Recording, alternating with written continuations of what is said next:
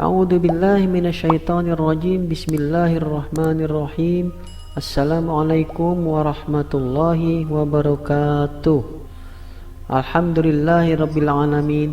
Wassalatu wassalamu ala asrafil anbiya'i wal mursalin Sayyidina wa maulana Muhammad wa ala alihi wa sahbihi ajma'in. Subhanaka la ilma lana illa ma 'allamtana innaka antal alimul hakim. Rabbi shrah li sadri wa yassir li amri wahlul 'uqdatam min lisani yafqahu qawli. Sahabat MJ Channel yang dirahmati Allah, pada kali ini kami akan coba membahas cerita tentang Nabi Khidir alaihi salatu wassalam. Bila bercerita tentang Nabi Khidir, tentu erat kaitannya dengan Nabi Musa. Akan tetapi pada kali ini cerita hanya akan berfokus kepada Nabi Khidir, karena cerita tentang Nabi Khidir dan Nabi Musa saya yakin sudah banyak diceritakan dan sudah banyak yang mengetahui tentang cerita tersebut. Baiklah, ikhwatal iman rahimani wa rahimakumullah, mengenai Nabi Khidir itu sendiri, memang hampir tidak ada satupun mushaf atau kitab yang menceritakan secara detail tentang kehidupan beliau. Meskipun demikian, kita masih bisa mendapatkan serpian-serpian kisah tentang Nabi yang sosoknya selalu misterius ini.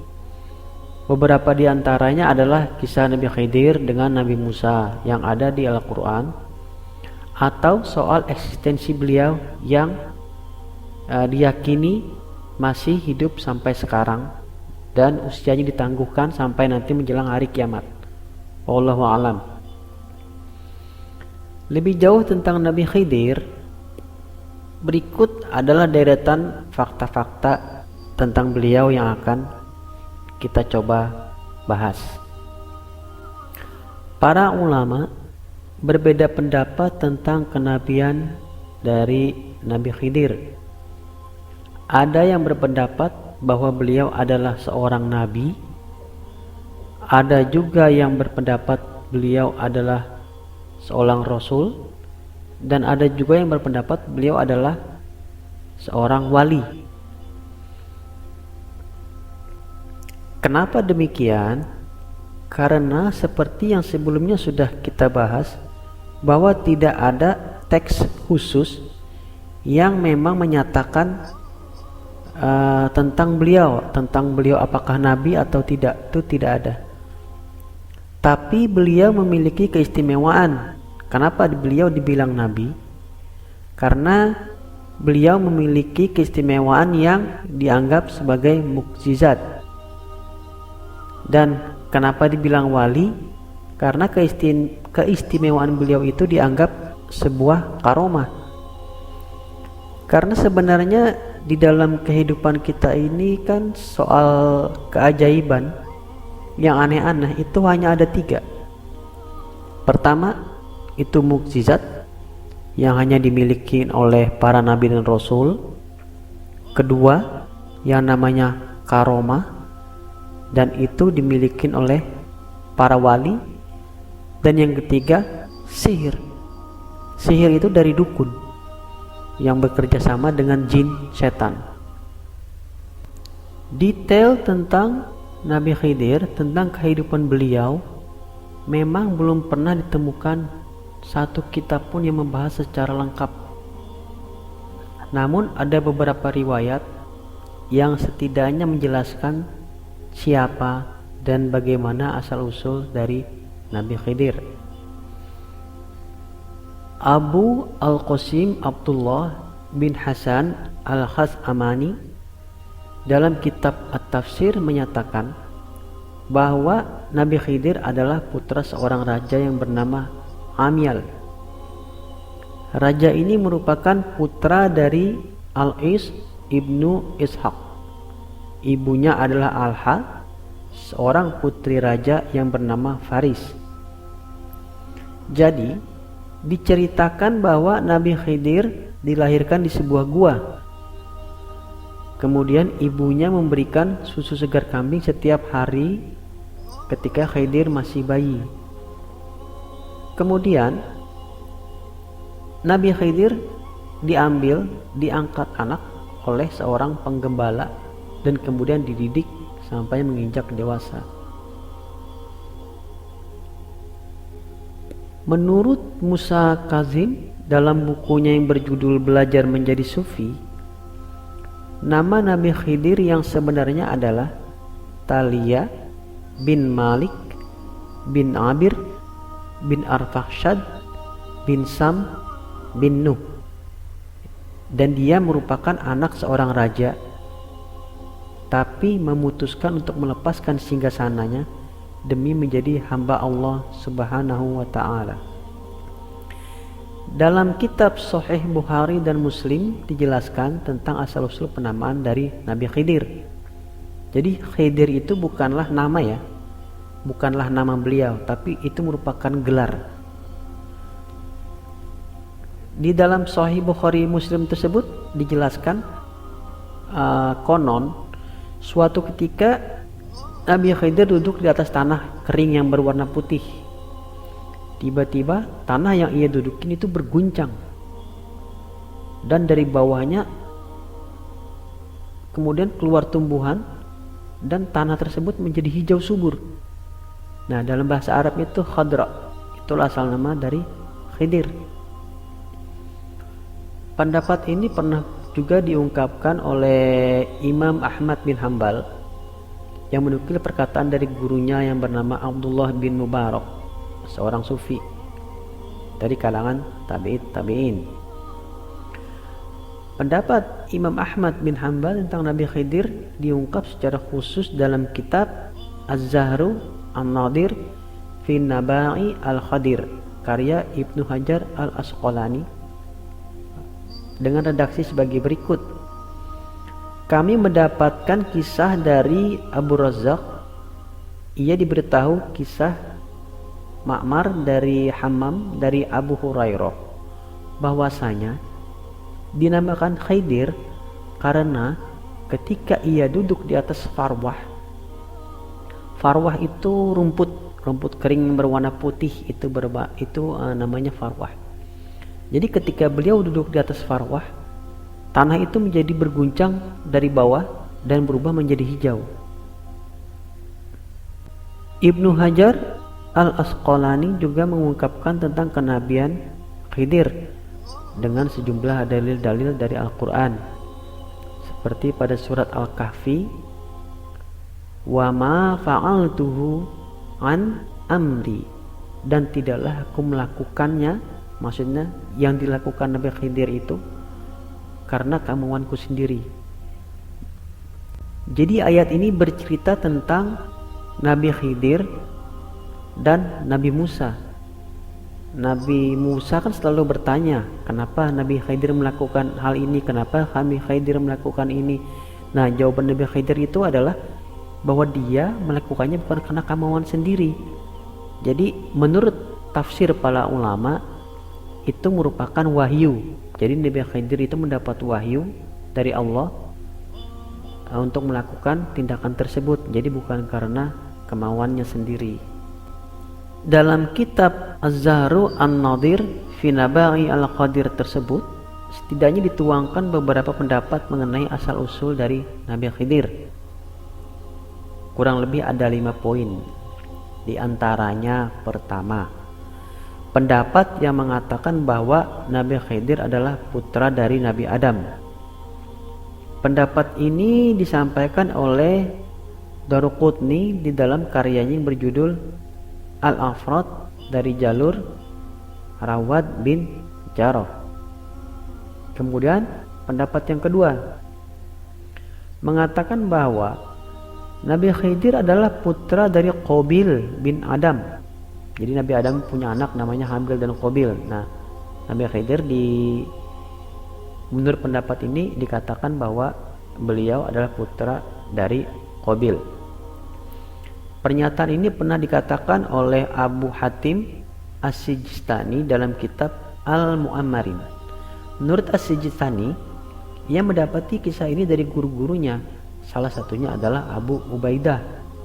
Abu Hatim As-Sijistani menambahkan bahwa nama asli Khidir adalah Khadirun. Kemudian ketiga, pendapat yang mengatakan maksudnya pendapat ini disampaikan oleh Wahab bin Munabbih. Menurutnya, nama asli dan garis keturunan dari Khidir adalah Balia bin Mulkan bin Qoli bin Shalih bin Abir bin Arfakhshad bin Sam bin Nuh. Pendapat ini didukung oleh Ibnu Qutaibah dan An-Nawawi. Kemudian keempat, pendapat yang disampaikan oleh Ismail ibnu Abi Uwais.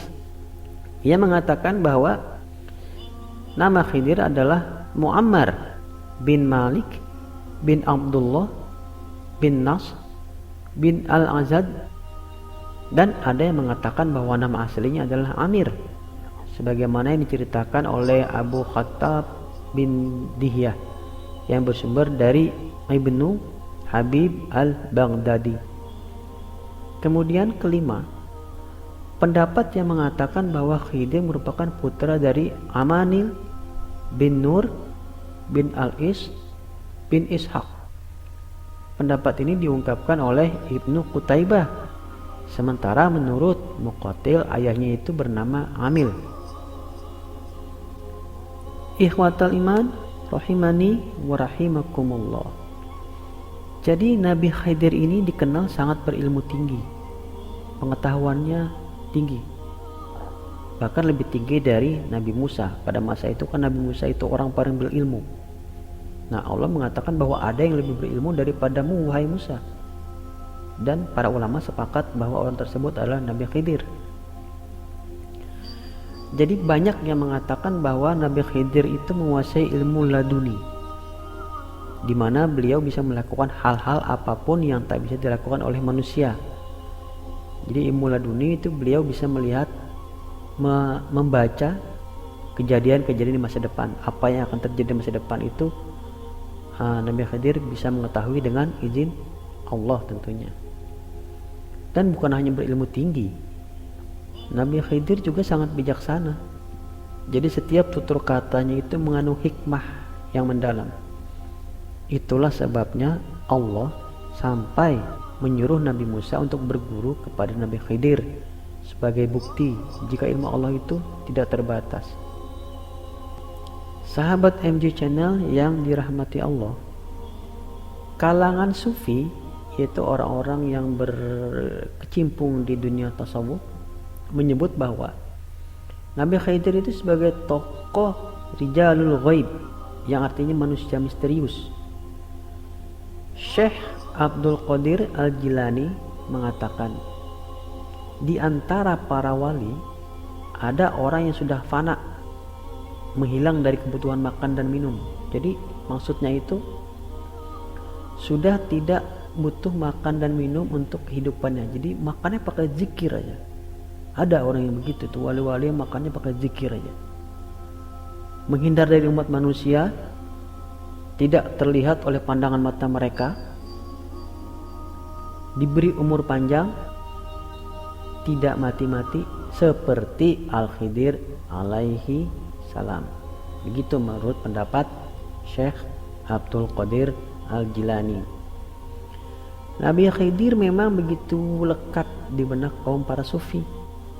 Bahkan Syekh Muhammad Al-Kazanzan yang merupakan khalifah tarekat Qadiriyah dunia pada akhir abad ke-14 Hijriah mengatakan bahwa Al-Khidir adalah ramzun lit-tariq al-mushil ilal hayat al-qadar al-abadiyah, yang berarti menurut anggapan beliau Al-Khidir adalah semacam simbol, lambang bagi jalan tasawuf. Menurut Syekh Muhammad Al-Kazanzan, Khidir adalah lambang kehidupan. Kata Khidir merupakan lambang kehidupan. Karena Khidir memiliki akar kata yang sama dengan khudroh, yang berarti hijau. Jadi secara jasmani beliau hidup dalam masa yang panjang, dan secara rohani beliau adalah lambang kehidupan batin. Kenyataannya Nabi Khidir memang menjadi ikon yang tidak tergantikan dalam perjalanan kehidupan para sufi. Kisah para sufi dan para wali nyaris tak pernah lepas dari bumbu-bumbu kedatangan beliau. Artinya berjumpa dengan beliau, dihadirin beliau, majelisnya bersama dengan beliau, dengan Nabi Khidir. Bahkan Nabi Khidir ibarat menjadi pemberi stempel bagi status kewalian. Jadi istilah itu tidak sah seorang wali menjadi wali kalau belum pernah bertemu dengan Nabi Khidir. Allahu a'lam ya, itu menurut pendapat mereka. Dalam khasanah tasawuf tidak terlalu sulit menemukan kisah-kisah pertemuan para sufi dengan Nabi Khidir. Banyak kisahnya. Contohnya seperti kisah Umar bin Abdul Aziz, Ibrahim bin Adam, Abdullah bin Al-Mubarak, Al-Junaid Al-Baghdadi, Al-Khawas, Ahmad Ar-Rifai, dan tokoh-tokoh sufi masyhur yang lain. Tentang apakah Nabi Khidir masih hidup atau sudah meninggal terdapat perbedaan pendapat di kalangan ulama.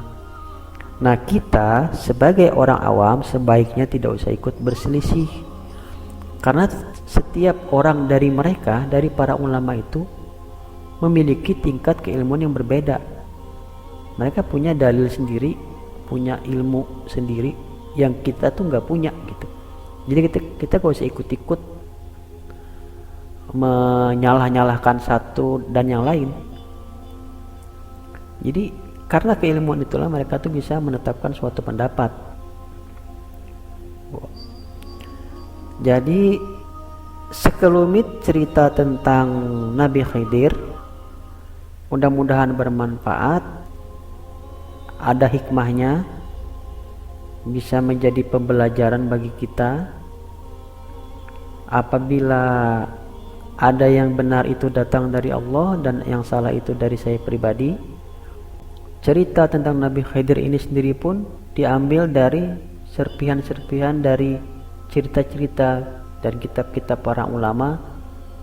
Wallahu a'lam bishawab. Subhanakallahumma wa bihamdika asyhadu an la ilaha illa anta astaghfiruka wa atubu ilaik. Wassalamualaikum warahmatullahi wabarakatuh.